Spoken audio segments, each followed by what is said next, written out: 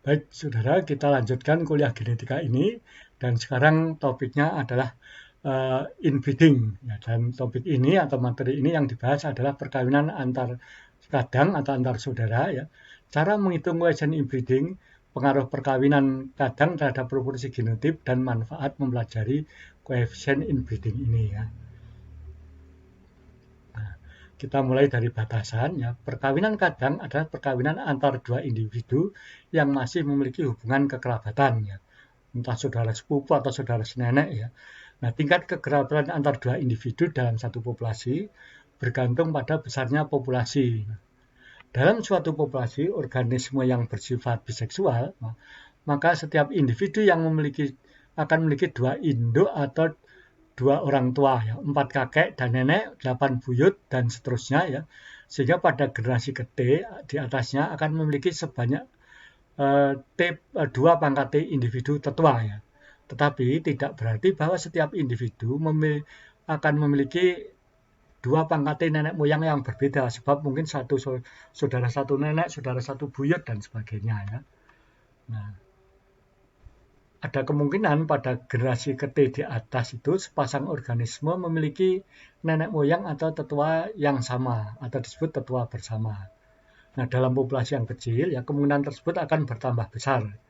Dengan kata lain, hubungan kekerabatan antar individu-individu pada populasi yang kecil akan lebih besar dibandingkan individu pada populasi yang besar. Nah, selain itu, alel yang sama dan berasal dari tua yang sama ya, juga mungkin ada dalam satu individu atau kemungkinan dua individu memiliki alel yang asalnya sama. Ini dinyatakan dalam koefisien inbreeding dan koefisien kekerabatan. Nanti kita pelajari satu-satu. Kompetensi atau tujuannya ini adalah membahas kemungkinan munculnya suatu genotip dan fenotip pada perkawinan dua individu yang memiliki hubungan kekeluargaan. Ya. Hubungan koefisien inbreeding dan koefisien kekerabatan. Ya. Mempelajari kerugian dan manfaat yang didapat bila dua individu yang masih berkerabat melakukan perkawinan atau dikawinkan. Nah, dapat menduga risiko genetik dari perkawinan kadang dan dapat merencanakan silsilah perkawinan untuk menaikkan frekuensi genotip tertentu. Ini kalau saudara jadi breeder ya atau penangkar ya. Kita sekarang mulai dari sini ya. Ini ada individu A kawin dengan B punya anak P. A kawin dengan C punya anak G. P dan G punya anak X. Nah, kemungkinan A menurunkan salah satu alelnya ke P ini adalah setengah. Nah, P ini mendapat alel dari B dan A. Kemungkinan mewariskan alel dari A ke X juga setengah. Berarti kemungkinan X menerima alel dari A lewat B ini adalah setengah kali setengah sama dengan seperempat. Demikian juga lewat G akan sama dengan setengah kali setengah sama dengan seperempat juga. Jadi dengan kata lain ya, kemungkinan X mendapat alel yang sama lewat P atau lewat G itu adalah 1/16 ya. 1/4 kali 1/4 ya. Ini setengah kali setengah 1/4, setengah kali setengah 1/4, 1/4 kali 1/4 1/16. Tapi ada kemungkinan lain yaitu mendapat A2A2 jadi 1/16 juga. Kalau A1 A2 1/8 ya. Nah, kemungkinan menerima alel yang sama ya, dua alel A1 atau A2 ya dari tetua yang sama itu sama dengan 1/16 tambah 1/16 sama dengan 1/8 ya. Nah, 1/8 inilah yang kemudian disebut koefisien inbreeding. Bagaimana cara menghitung ringkasnya? Nah, itu menggunakan rumus ini. Ya, Fx sama dengan sigma setengah pangkat N. N ini adalah jumlah induk atau tetua bersama dari individu X. Ini misalnya individu X ya. Ini tetuanya adalah 1, 2, 3, 4, 5, 6. Ya. N-nya pangkat 6. Jadi P, D, E, A, C, dan G. Jadi koefisien inbreeding dari X itu adalah setengah pangkat 6 sama dengan 1/64. Ini rinciannya ya. Dari A ke B, B, D, kemudian P ke X ya ada setengah pangkat 4, kemudian A ke C dan C ke I ada setengah pangkat 3 ya. Kalau lewat di sini dan lewat di sini berarti ada setengah pangkat 7. Nah, tapi ada kemungkinan ya ini A1 A1 itu dan A2 A2 ya. Jadi setengah 128 per 108. Nah, kemungkinan A1 atau A2 sama dengan 1/64. Nah, ini kalau tetuanya kemudian menyilang-nyilang begini ya sama saja, tidak apa-apa ya.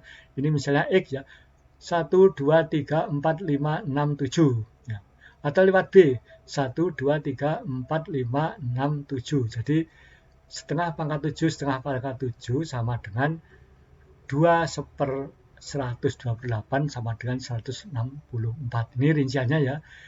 G, C, C, A, D, F, H 7, dan ini berarti ini ada setengah pangkat 7, yang lewat di sini ya setengah pangkat 7, ditambahkan ya 2/128 sama dengan 1/64. Nah ini koefisien inbreeding ya. Kalau ternyata ada tetuannya yang juga hasil inbreed, ini seperti di sini ya. Ketuanya adalah G ya. Salah satunya ya. Ini G ternyata hasil inbreeding. Dan koefisien inbreeding dari G ini adalah setengah pangkat 1, 2, 3 sama dengan 1/8. Nah, cara mencarinya ini Fx sama dengan sigma X pangkat N kali 1 plus F induk ya. Inbreeding induk itu tadi. Nah, ini gambarnya tadi ya. Kalau yang lewat A ini ada 1, 2, 3, 4, 5, 6, 7. Lewat B 1, 2, 3, 4, 5, 6, 7. Lewat C 1, 2, 3, 4, 5, 6, 7. Lewat G 1, 1, 2, 3. Tapi G ini ada inbreedingnya ini ya. Lewat E ada 1, 2, 3, 4, 5. Ini lewat E ya, ada pangkat 5. Jadi 1/128, 1/128, 1/128, 1/32 yang lewat E ya. Ini F induknya, koefisien inbreeding A, B, C, dan E. Nah, kalau yang G koefisien inbreedingnya ini 1/8. Jadi setengah pangkat 3 kali 1 ditambah 1/8 sama dengan 9/64 atau 18/128. Ini semua kita jumlah, ketemunya adalah 25/128. Ya. Nah, sekarang koefisien kekerabatan. Nah, ini atau koefisien consanguinity adalah suatu nilai yang menunjukkan besarnya kemungkinan dua gamit yang diambil dari dua individu ya, diambil secara random, berasal dari tetua yang sama. Koefisien inbreeding itu nilai pada satu individu, kalau koefisien kekerabatan nilai dari dua individu. Besarnya RXY kan dua individu ini ya, X dan Y, sigma setengah pangkat N. N ini adalah banyaknya sintasan genetik. Hubungan F dengan R ini, F sama dengan setengah R.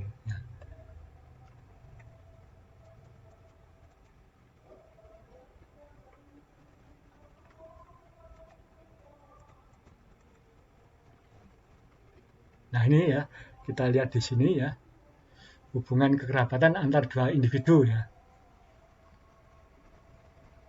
Ini skema yang di sini, ini hanya ini dengan induknya atau dengan kakeknya ya.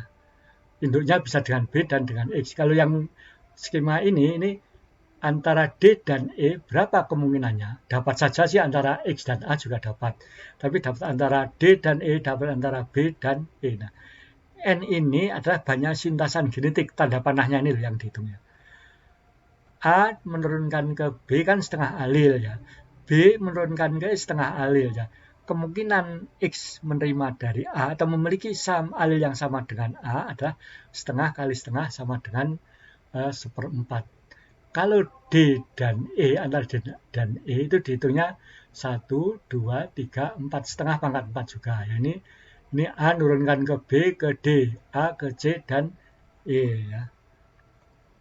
Nah ini ya, RXA, RX dan A itu 1, 2. Ini ya, X yang ini maksudnya ya. 1, 2 ya, setengah pangkat 2 sama dengan 4 ya. Kalau DE ya, DE ya, ini sama dengan 1, 2, 3, 4 setengah pangkat 4/16. Ini untuk yang kiri ya, ini XA-nya ini ya, yang kiri ya. X dan A, bukan ini ya.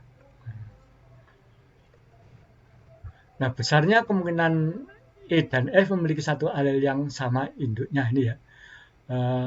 ada tetua bersama ya, C dan ini E dan F. Berarti dijumlah ini. Lewat C ya 1 2 lewat D 1 2 lewat A 1 2 3 4 lewat B ya 1 2 3 4 ya, ini dijumlah ya. Setengah pangkat 2 setengah pangkat 2 setengah pangkat 4 setengah pangkat 4 sama dengan 5/8 ya.